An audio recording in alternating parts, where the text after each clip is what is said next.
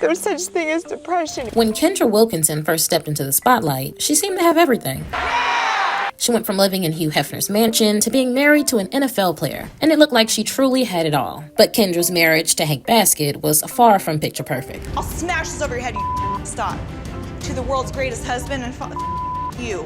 Ever since she filed for divorce, her life has completely changed. It's really hard being a single mom, and alone. The truth about how she managed to rebuild everything is seriously bizarre, so let's get into it. When Kendra was invited by Hef to live at his mansion, she was only 18 years old. Shortly after she moved in, she started appearing on the reality show Girls Next Door. Unfortunately, living at the mansion wasn't everything she imagined it would be. Kendra really thought she found her happily ever after when she met Hank in 2008. When the couple got married a year later, they were already expecting their first child together. But just 5 years later, Kendra's whole world had started to collapse. A month before Kendra and Hank's second child was due to arrive in 2014, their marriage blew up in the media. He had reportedly been involved in an affair, and not surprisingly, the scandal sparked the drawn-out downfall of the couple's marriage. It didn't help that Kendra and Hank's marital problems were showcased on reality TV. Kendra on Top ran for 6 seasons before ending in August 2017. That meant the whole world was able to scrutinize the couple's issues, choices, and many other aspects of their lives. After a few years of dealing with the public drama regarding her marriage, Kendra decided to file for divorce